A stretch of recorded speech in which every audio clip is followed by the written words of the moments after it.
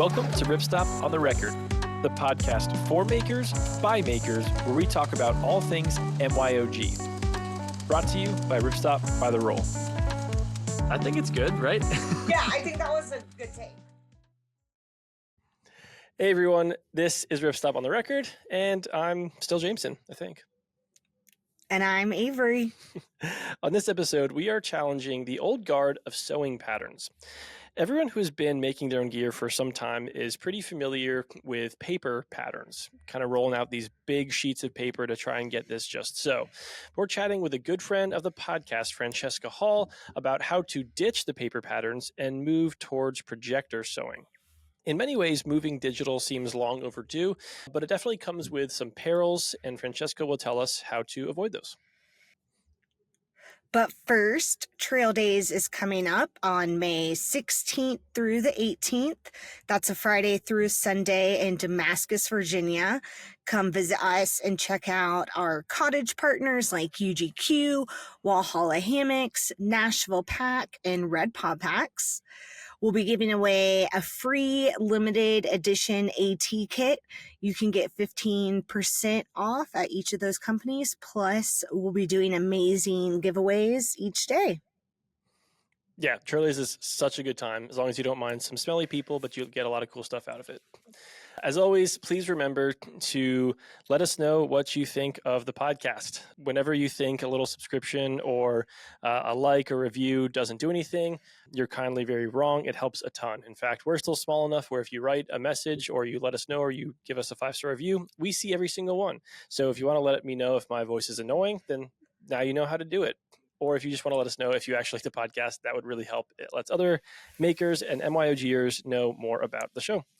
So let us know what you think. Scroll down, click that 5-star button if you don't mind. Anyway, we'll get on to the episode now.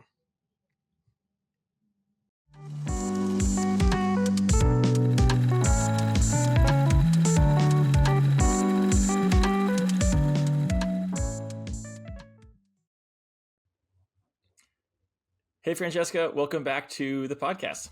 Happy to be here. Excited to talk about projector sewing. That's right. So that's kind of the topic of today. I'm really curious because, as everybody knows, we have a fairly large cutting table and kind of sewing space in general. And it feels like this is a place that we could optimize our maker space. But also this is something that a lot of at-home makers are using to save space as well. And that's what I'm really curious about getting into. So let's start from the basic level. What is projector sewing in case someone has never seen this happen before? Yeah, so projector sewing is basically another way to use a pattern.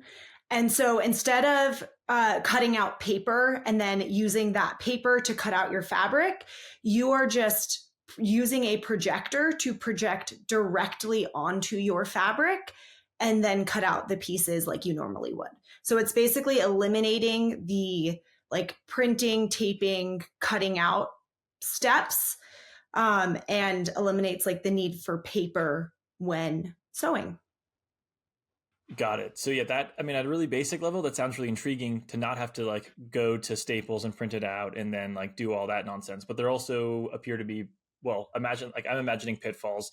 But let's just start from, starting at the early level. You need to have a computer projector. We'll get into some of the gear later, but what are some of the early, the immediate problems that people have with projector sewing? So the field of projector sewing has advanced significantly in the last year or so as it's become a lot more common. A lot of pattern companies are actually making projector files.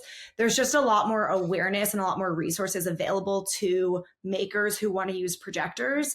So back in the olden days, the biggest hurdle, besides just acquiring the necessary gear, was calibrating your projector so that it was to scale.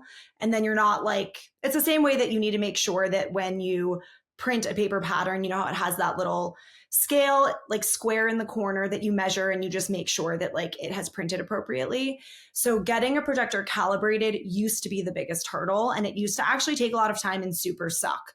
And that was when I started using a projector. It took me probably a week to get everything set up appropriately. Nowadays, there are different like softwares available to really speed up that process and make it a lot more user friendly.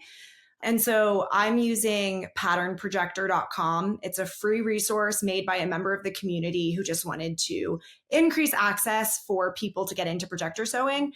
And it actually does all the calibration for you.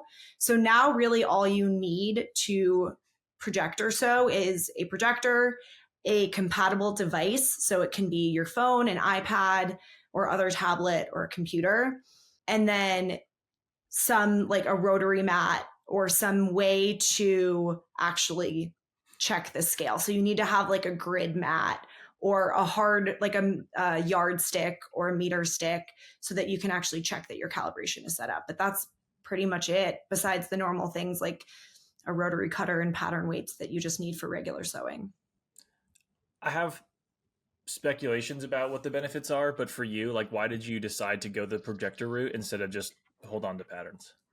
Yeah, so I sew a lot, and I've made well over 100 patterns in the last 5 years that I've been sewing. And so I just started acquiring a lot of patterns, both like the old school, like Vogue, McCall, Simplicity, like paper patterns, and like the print and tape together patterns, PDF patterns, stuff like that. So I just started having like an unmanageable number of patterns. And then I am like shorter than the average person. My husband is taller than the average person. So I was having to make a lot of pattern modifications before actually cutting out my pattern. And I was doing that all on paper. So I was hunched over, tracing out the pattern, cutting and taping to make the modifications that were needed. If I messed up that process, I'd have to start all over again. And it just became like a physical headache of like being hunched over and dealing with all that paper. And then also logistically, I have like 4 big binders of my paper patterns, and I was running out of space. It was hard to organize. And I was looking for something that would just make my sewing process a little bit more efficient. And then the other side of it is that like, it really sucked seeing a new pattern get released and being like, wow, I want to make that today. But I had to either go to a copy shop and have them like print the AO file, or I'd have to wait for like a work day and print at work, which you're not really supposed to do. And so there was just a delay between seeing a pattern that I wanted to make and having that pattern ready to go so that I could actually make it. It is affirming to know that I'm not the only one that sews on instant gratification. So I'm happy to hear that from you as well. Especially if we're talking like small projects, like a new fanny pack is released and I'm like, oh, I could knock that out in like 3 hours. Yeah. I can use scraps for it. I want to get started on that now because it's fun. But then there's all that delay. So projector sewing is nice because all I have to do is purchase the pattern, turn on my projector, and boom, like I'm ready to go for the most part. Okay, so time savings, instant gratification, but then also a lot of space savings. You don't have to hang patterns up, keep them flat, anything like that. That's huge. I mean, we've been doing some modifications in the makerspace here. Like, I don't know, there's been a couple of videos on Instagram, but we hung up like a shower curtain or like a curtain rod, and then you can hang, like we've hung patterns up there. And so it's a good use of space, but there's still, it's a massive like 15-foot wall that's just wide open that we can use. And most people don't have that kind of space in their house. So this is starting to make a little bit more sense to me. Let's talk about some of the gear that you need. Yeah, so I'll just talk a little bit about my setup, and then I can talk more about alternative setups depending on your space. So the biggest thing is obviously choosing your projector.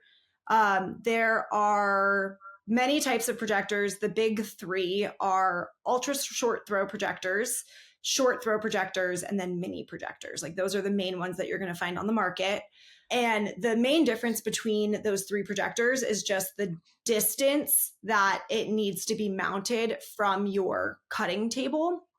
And so an ultra short throw projector can be mounted or like sat essentially less than 2 feet away from your table. And so it's usually about like 6 inches to 2 feet is the ideal range of an ultra short throw projector. And then there are short throw projectors, which are about, I think it's like 70 inches or 30 inches distance from. So like if you look up the projector, it'll say the throw distance. That's what you're looking at. So you're measuring like wherever you're going to mount that projector to, whether you're cutting on the floor, whether you're cutting on a table, whatever that surface is, you just measure that distance. And then mini projectors need to be mounted farther away. They're usually mounted to the ceiling. And so I use an ultra short throw projector, which has been great for me because for the last 4 years, I lived in a like small house where I didn't have a permanent sewing setup. And so I needed to constantly move my projector, move my sewing table, like get everything out when I wanted to cut out a project. And the ultra short throw projector is just, it's very versatile because it can be like, I had it on a TV mount, on one of those like freestanding TV mounts that I got on Amazon. And I would seriously just like roll it up to the table when I needed to cut out, and then I would roll it away and put it in a closet when I needed to clean up my space. And then now I have a permanent setup, but that same projector still works fine. And then I interchange between using my computer and an iPad to project from. And then I currently have an Apple TV plugged into my projector. And so I can just AirPlay from my device to my projector. You can also use just like an extra long HDMI cable, or any device that you use for like streaming. So like a Fire Stick, a Chromecast, a Roku, any of those devices, if you plug it into your projector, will make it wireless as long as it's compatible with the device that you are casting from. So it sounds like for the most part, if someone is going to choose a projector, they're starting with choosing a projector based on the distance it needs to be mounted from the cutting table. Is there any price difference in these projectors? I don't want to put you on the spot, but yeah. So so mini projectors are pretty widely accessible new. You can buy a mini projector on Amazon, or like at Best Buy or most of your regular stores. Those are more of the like at home projectors. And the biggest issue you're going to come into is just like the permanence of your setup. And most mini projectors need to be mounted to the ceiling or on the wall, but like at ceiling height.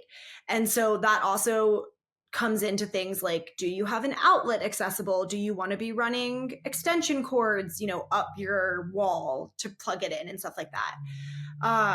And so the mini projectors are, they have to be, I believe, 50 inches. I looked it up, so now I know the actual answer. They have to be 50 inches from your cutting mat. And so but they are also cheaper. So you can buy like a mini projector on Amazon for like $75 to $100.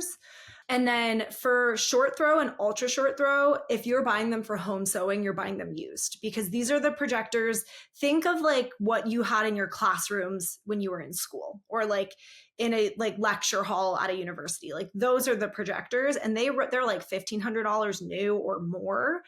But if you buy them on eBay, you can get them anywhere from like $75 to $200. So I bought my projector it was like $125 at the time. I looked today from the same eBay seller that I bought mine from, and they've got projectors ranging from like $70 to like $250, really just depending on the specs of the projector, how new the bulb is, whether or not it comes with like a remote or additional hardware, because some of these projectors have like features that they themselves operate wirelessly. Most don't. So that's kind of the price range. But I would say if you're looking to get into projector sewing, you can find a decent projector for $100 as like a baseline price. what are some other tools that someone might need in addition to the projector to kind of set up their space? Like, are we working with a certain surface, curtains, lighting, any additional tools that someone might need when setting up or getting their projector? Yeah. So I'll walk you through, like, if I bought a new pattern today and I was going to go cut it out right now, all the different things that I use. Because I think that'll just be helpful. And then folks can kind of, if you're listening, like, you can compare how that relates to your workflow when you're buying a new pattern and like where this could fit in. So awesome new pattern comes out. I happen to have fabric in my stash already and like, dope, I'm going to buy that pattern and I want to make it right now. So the first thing I'm going to do is download the pattern, see if it has a projector file. If it doesn't have a projector file, I'm banking on it having an AO file or a copy shop file. The main reason for that is that in those formats, the larger format files, you're more likely to have pieces that are like one piece per paper. It just makes it easier to kind of navigate instead of having to like use a print at home file, which you can do. So there are two softwares. If you're buying a pattern that only comes at print at home, you can use something called PDF Stitcher, where you basically insert the layout. So your instructions page, it'll say like, each row has 6 pages. There's 5 rows. You can insert all that and it'll stitch it together. It'll make an AO file for you. But these days, most patterns come in some large format version. And so I will open it up in Inkscape, which is a free vector editing software. Any vector editing software is going to let you manipulate patterns. So you can use Illustrator, which is like the more common one. Inkscape is free. You can even use like AutoCAD as long as it has a vector editing thing. A lot of people these days are using Affinity Designer as well, which doesn't have a subscription, but it's like a $70 one-time purchase. So just any vector editing file. And that's where I'll do things like, if it's gear, I don't need to usually make modifications, but I like to make a cutting layout that's specific to my fabric size. So if my fabric is like 45 inches wide, I will rearrange all the pieces digitally so that I can maximize the use of my fabric and make sure that it'll fit. If I'm making apparel, for example, I'm making a pair of pants, I always have to shorten my pants. I would just digitally shorten the pants. That's a skill that I've learned in the process of projector sewing so that I never have to like digitally or physically manipulate. I can always digitally manipulate my patterns. So I do whatever edits I need to do. I arrange it. And then I'm using patternprojector.com. Super easy. So I have a blackout blind in my sewing room. I pull down the blackout blind. If it's in the middle of the day, my projector sits right next to my window. So it's kind of important to me that I have that blackout blind. And then I calibrate. So I will project directly onto my cutting mat, which has a 1-inch grid surface. And it just makes sure that the projection matches, like it's to scale. Pattern Projector makes it super easy. So you literally just drag the 4 corners, you say how big your cutting mat is, it lines up great. And then you import the PDF.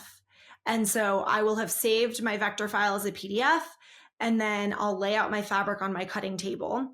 I use washers from Home Depot as pattern weights because they're cheap and flat, and they do a good job of holding my fabric flat. And then I project directly onto the fabric, and I use a rotary cutter and chalk. And it's actually super easy to mark things like darts or notches because I don't have to like move the paper out of the way. I'm projecting directly onto the fabric, so I can easily just like trace out the line of a pocket or trace the lines of a dart directly onto the fabric. And then I cut it out using my rotary cutter, and that's the whole process. Assuming that I don't have to make pattern edits, I am purchasing a pattern and projecting within like 5 minutes.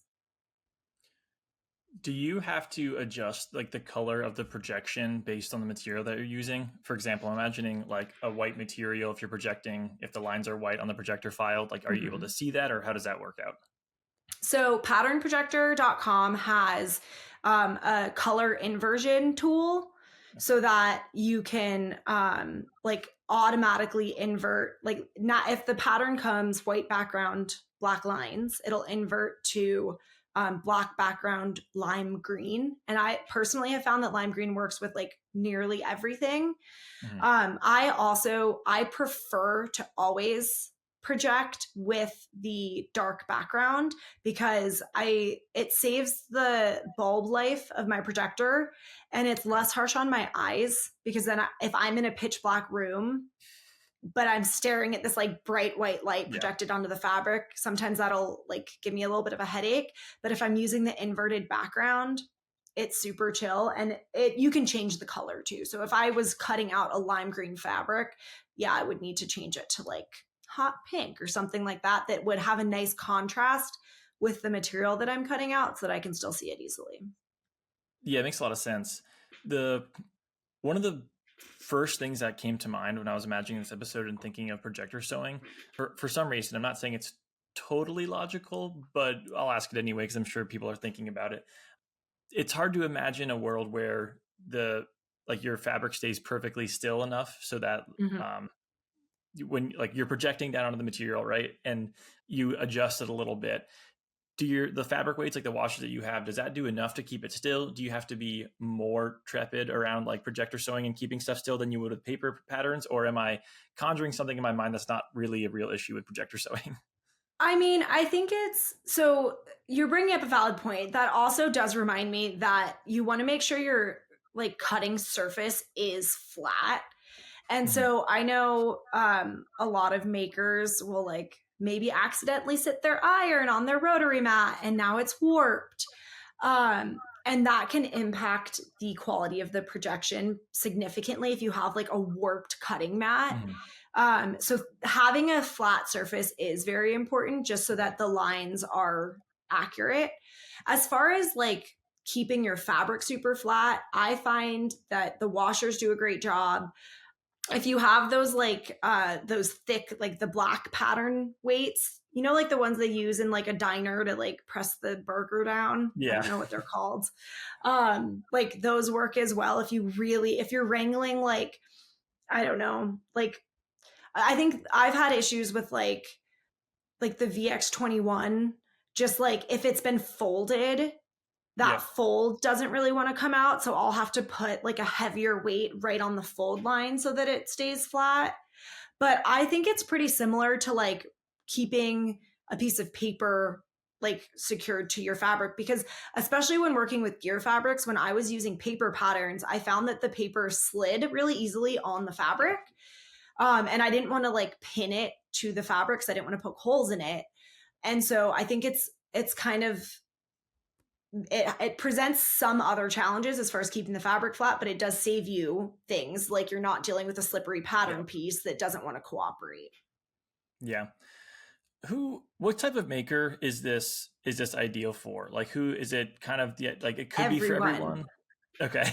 Everyone. I feel passionately that it is for everyone.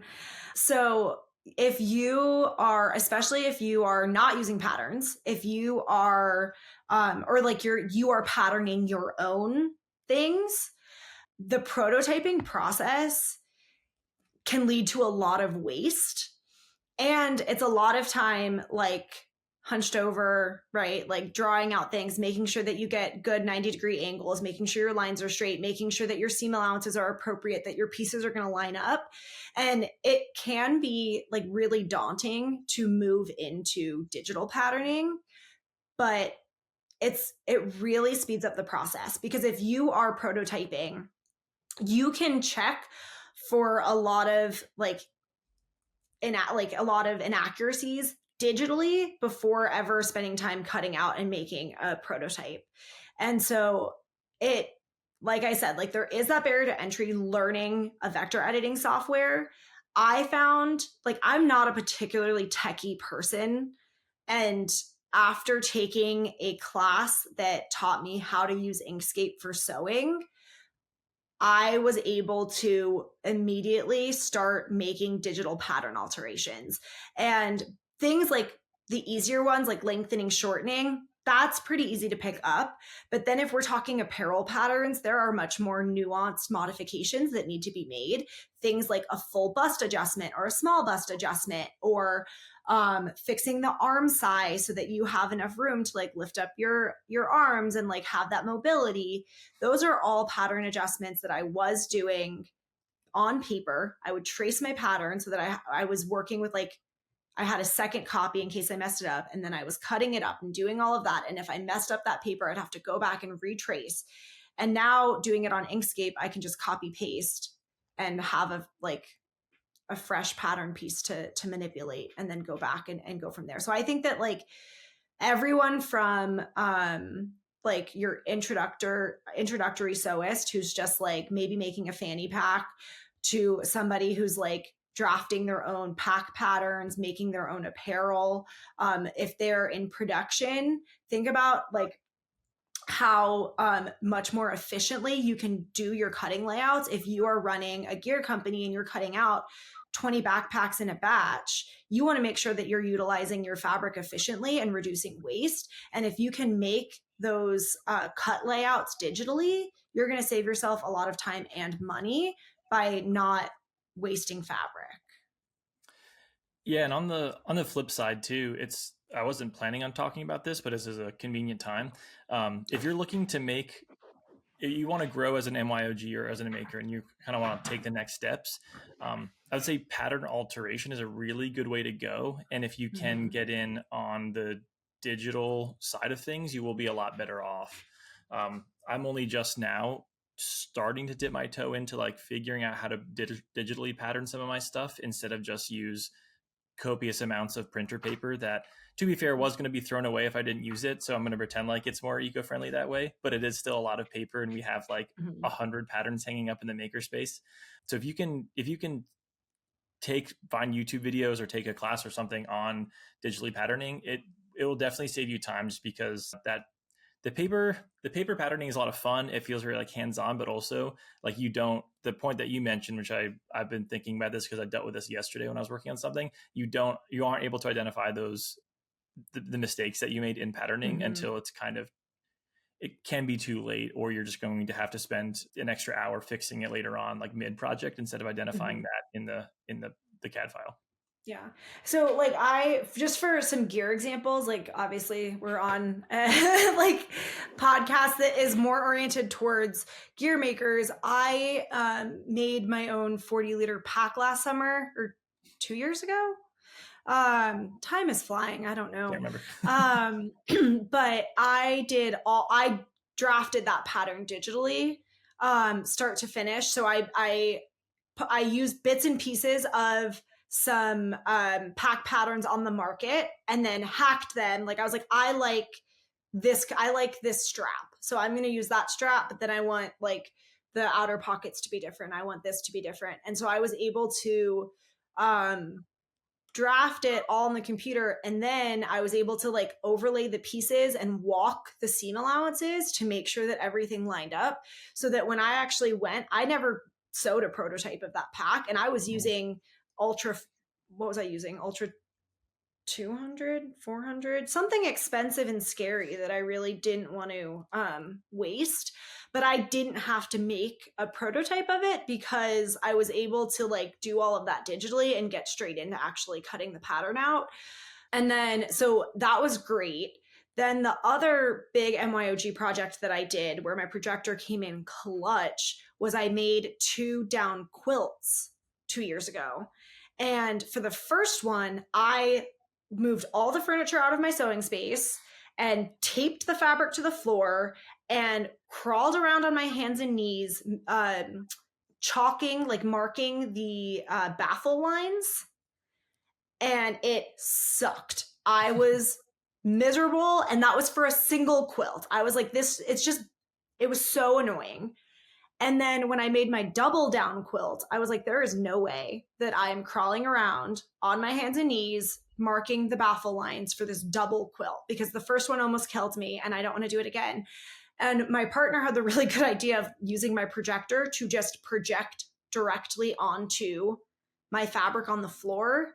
And then it was like really easy to mark those lines, and I wasn't running around with my like yardstick measuring, the gaps between them. And so I was able to just like project straight onto the fabric.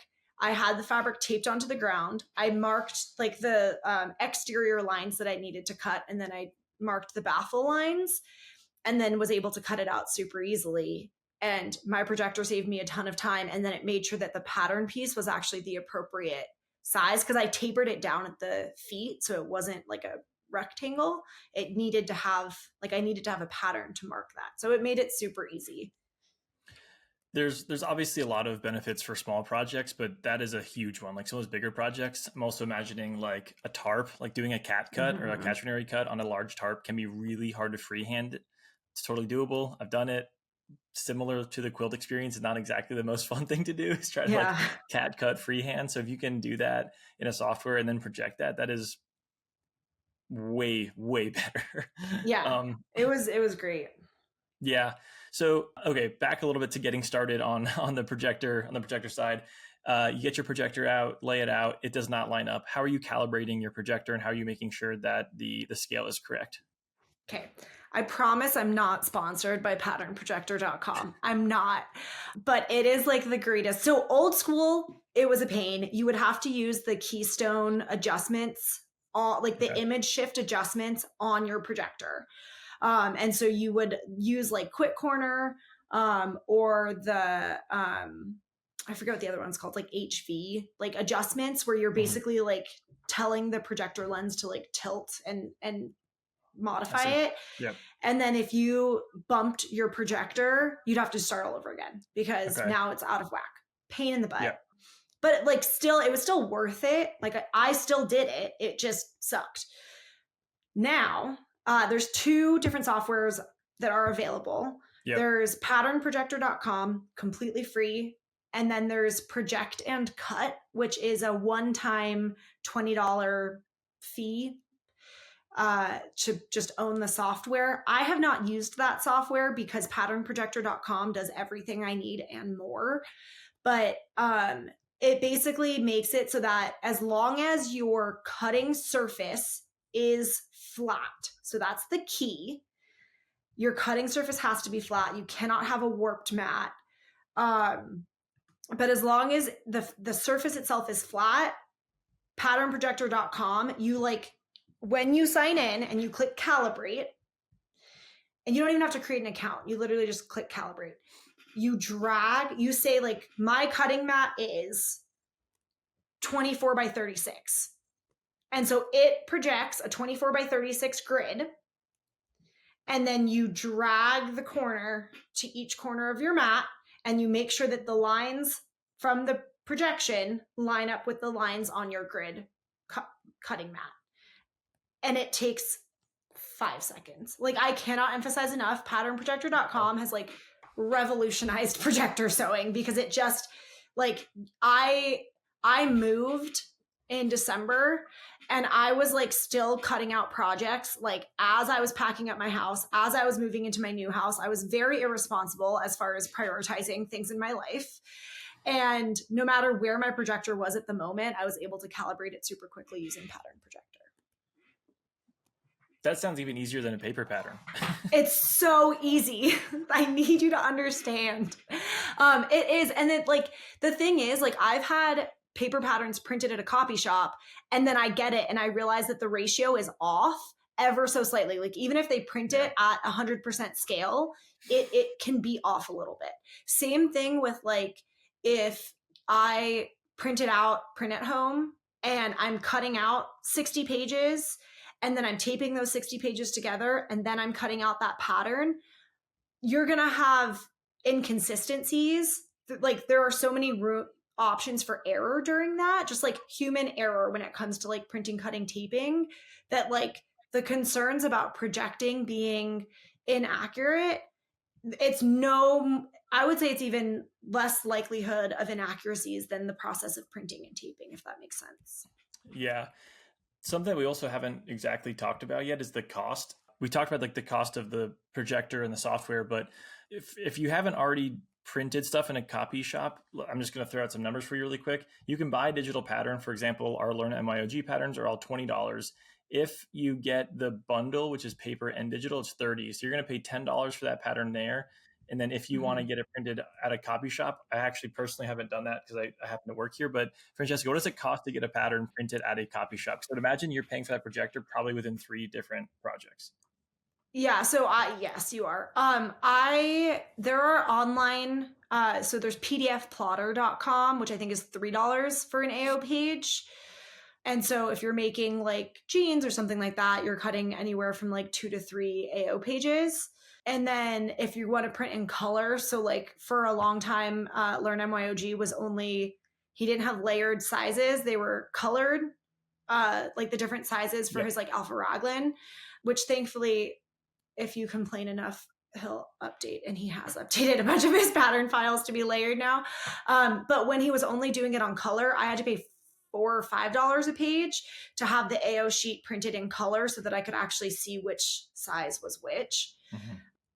And so if you're like doing that pretty consistently, that adds up. And then you also have to pay for shipping if you don't have one of these options locally. I actually don't know what like Kinko's or FedEx costs because I was going through PDF Plotter. Do you have that info, Avery? I have printed at Staples before, and it's been, I want to say, between $13 and $20 to get AO files printed. And then there's always an issue because not many people print in that size. So there's confusion between trying to tell the employee what you need and getting the right thing because they don't often hear of the AO file size. But yeah, I mean, not to like shout us out again, but the $10 extra for the bundled pattern is 100% worth it. Yeah, because if you're like me and you want to go to your local printers and even support your mom and pop printer shop, which is great. It's still going to be probably around that $10 mark. So definitely, if you're thinking about projects and paper files, and if you're someone like Jameson who might make the same thing multiple times, I'm sure having that projector file, the $70 to $100 for a projector probably pays for itself in just a few patterns, because then you're not having to like reprint out a pattern if you want to like shorten the shorts or lengthen the shorts or however you want to modify your gear. So, and I think so that's a great point too, because even if you look at something like the Alpha Raglan, I've made dozens of that pattern because I use that as a base for sun shirts. I use that as a base for like actually with Alpha Direct, right? Like as a mid layer. And then I've also used it as like a hoodie pattern because my husband loves just like hoodies. And so between making that for myself and making that for my husband, if I was printing that pattern, I would have needed to print multiple sizes multiple times so that I can make the modifications needed. And I would just have like, I actually do still have some of the, before I was projector sewing, some of the paper versions of that pattern. And I have like 8 copies of it just because I hack it to death. Yeah. Where it's like, instead of doing that, I just have, a folder that's my like Alpha Raglan folder with my 8 versions of it, just, kept digitally, which is great and super organized. The Alpha Raglan hoodie was exactly the one I was going to bring up because that's the same boat for me. Like I've made 2 different sizes for myself, one for my wife and one for my little sister. And those are all different sizes and they all have like different like torso, like preferences and, stuff like that. So yeah, there's like 5 Alpha Raglan hoodie patterns like cut out in the makerspace, all just like different sizes and stuff. And that's another, just a plus that we've somewhat already talked about with the projector sewing though, is that like once you cut a paper pattern, it's somewhat fixed in that pattern, unless you go smaller, of course, but like it's fixed in that size that you've cut it out now. So it's harder to use that again, unless you're only making that one thing for yourself. And even things like if I scale down a pattern, like if I'm taking a bag pattern and I'm like, I just don't need it that big, I'm just going to change the scale on my projection and make it like 90%. boom, print it out. That's what I needed to do when I got really into hat making for a while. And before there were more hat patterns on the market, I was using this like pattern that is made for like a large man's head, and I have a small woman's head. And I just changed the scale and projected it at 80% or like 85%. It fit my head perfectly. So it was like things like that are just so much simpler. Let's see. So we've talked about a lot of the common mistakes, troubleshooting, some of those things. Mm-hmm. Let's talk about like resolution, crispness of lines, stuff like that. I'm imagining you're going to say something about patternprojector.com, but fill me in. Well, okay, no. So there is part of it is you need to make sure that your projector has an appropriate resolution to get the crispness of the lines. Because if you think about it, like a lot of people who are projecting really don't need the resolution to be like clear enough to see like a small 1/4 inch notch on a pattern piece. If you're projecting a movie onto a wall, like that's not really a priority for you. And so you want to make sure that the resolution of the projector you're buying is compatible with your, or you need to make sure the aspect ratio is compatible with your computer. So if, for example, your projector can only do a 4:3 aspect ratio, make sure that your computer is compatible with that. Otherwise, it might not be sufficient. And then you want to make sure that it has a resolution of like at least 720p, so that you can get crisp enough lines. And then if while you're projecting, you're noticing that you're having difficulty with getting like a crisp lines, that's where you really need to check and make sure that you chose a projector that was compatible with your cutting space. And so if you're using, for example, an ultra short throw projector, but you've mounted it 4 feet away from your cutting surface, that is beyond the capacity of that projector. So patternprojector.com is not going to fix that for you because you chose a projector that's incompatible with your cutting space. So the most important decision that you need to, or the most important factor before you make a decision purchasing a projector is your throw distance. How far away from your cutting surface, whether that is a table or the floor, are you able to mount your projector? And then you need to remember that if you change your space down the road and it's no longer within that compatible throw distance, nothing is going to fix that for you. Like you need to just physically move your projector closer. Before we get on to resources and stuff, what is one thing that you want people to know about projector sewing that we haven't already mentioned, if anything, or something that you just want to like really make sure we reiterate? I think the barrier to entry seems a lot higher than it is. And so there, like you can pretty much spend as much money as you want to throw at it, but it's not necessary. So if you are like, you want to go to YouTube University and spend your time learning Inkscape for free, there are videos and resources available about Inkscape. And pretty much every time I've needed to do something, I can Google like the thing I can't figure out and Inkscape, and I'll find a YouTube video. Inkscape itself is a free software. Patternprojector.com is a free software. Presumably, you already have a device that you are using to purchase a pattern and send it to a copy shop, whether that's a phone, an iPad, a computer, like whatever it is, you have a device you are using, right, to access the material. Most of those devices are going to be compatible with projector sewing. So really the biggest cost is purchasing a projector and then the hardware you're using. So whether you're using an HDMI cable, a Chromecast, an Apple TV, like whatever that is, that's your biggest financial barrier to entry. The rest of it is time and motivation.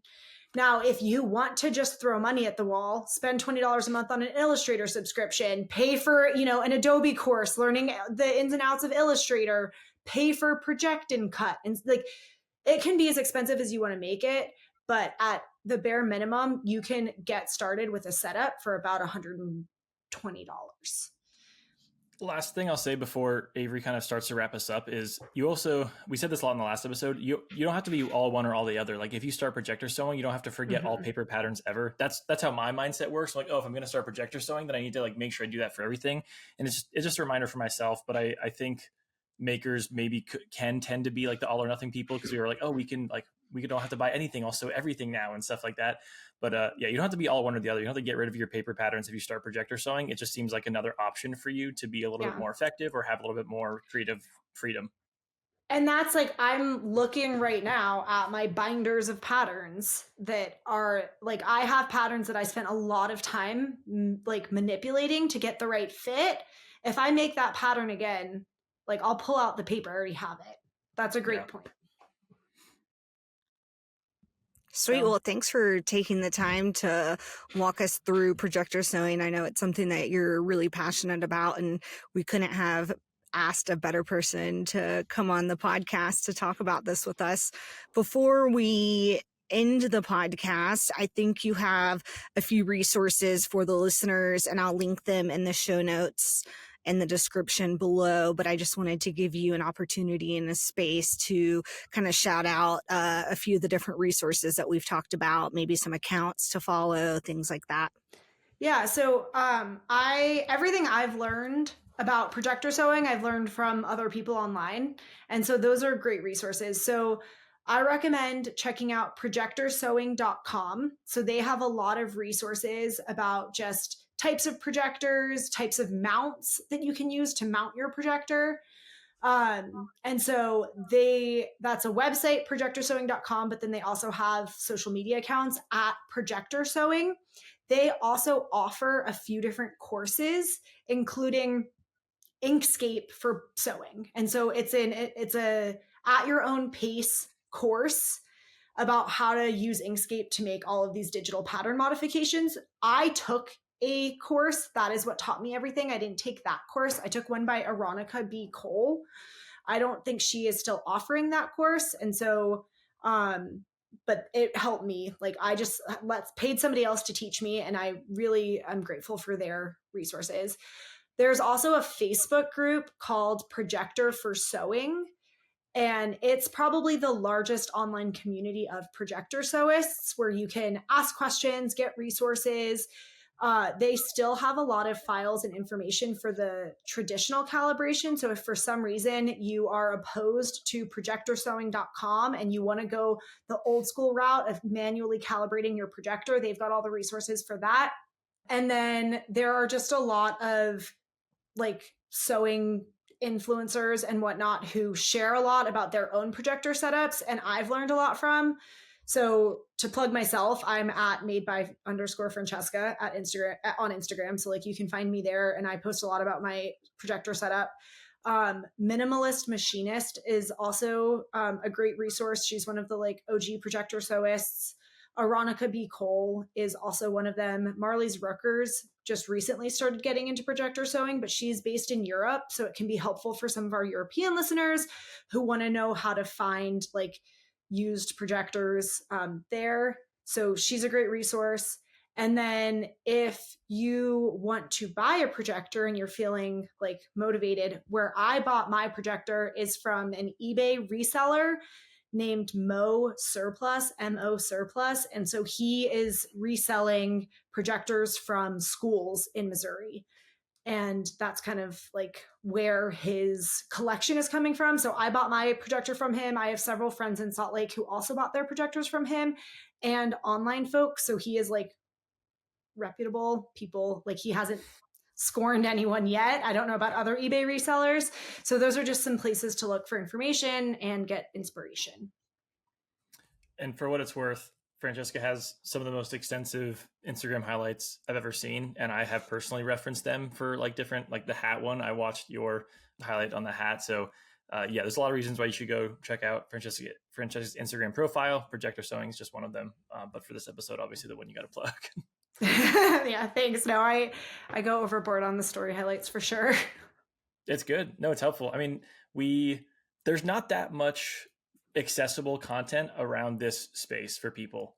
So like whenever I find somebody that's doing similar stuff like MYOG and sewing and doing this kind of thing, it's really nice to find them, especially like in the technical fabrics world. There's a huge sewing community, but there's a lot of like, there's a distinct like feeling to videos when people are like doing technical fabric work as well, versus, not to say just other sewing, because it's all amazing and valid, but like it's hard to find people that are in the same space. So yeah, and you learn a lot of tips from them too. What's that? I just like finding other people to follow who do have similar like making interests. Like I'll learn tips that they're not even trying to share. Like I'll zoom in the background of a video and I'll be like, oh, like look at that tool. That's genius. I never used it that way. Like things like that are great. Yeah, no, absolutely. Cool. Well, I'm excited. I don't know if I can convince Jason to get a projector in the office now, but get one. Especially for our table, like we have like a 12 by 6 foot table. It's prime for projector sewing, it feels like. It's just so like, it's also so amazing to just like get a projector that perfectly fits your cutting table, and you can just like maximize all the space on it and cut out. Like you don't have to like stop and shuffle paper. You're just like, boom, the whole layout is here and you're cutting out and done in like 10 minutes. It's great. Yeah, I like it. Well, Francesca, as always, thank you for being here. It's awesome to chat with you and to hear some about what excites you making wise, but also how you maximize so many projects into a year. I don't know. I haven't talked to you about this yet, but I'm keeping track of all the things that I'm sewing this year. Trying is like I just like take pictures of them and put them in a photo album.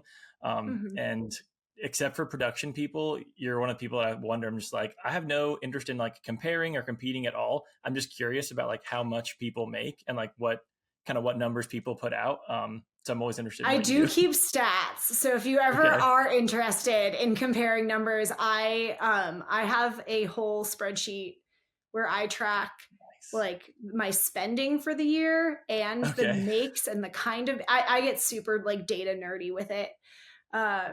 And now there's actually, if you want to make your life easier, there's an app. It's a website called Threadloop, and you can just insert your projects on there and it'll track it for you over the course of a year. So they like, and it was like made by sewists, but like you can, and it has gear patterns on there too. So if you want to like level up your kind of like tracking game, check out Threadloop. For the last episode, I started actually tracking like how much the material I use would cost. And that was not as good for me as I hoped. It's all for content. Yeah. It was very eye-opening at the end of 2 years ago was my like spendiest year. 2023. I was like, and that was even with the maker sponsorship where I had a lot of fabric gifted to me. I had no excuse. I got to the end of that year and I was like, oh boy, okay. And then it was helpful though, because it reeled it in a little bit. Like last year I was down by like half because I was like, okay, we're not spending as much on fabric until I sew it all. Yeah. Well, if you want to hear more about how you could save money and if you save money making your own gear, then listen to the last episode that came out today as we're recording. But listen to episode 119. It's pretty insightful. As always, thank you, Francesca. We will definitely talk to you soon. Yeah, thanks for having me.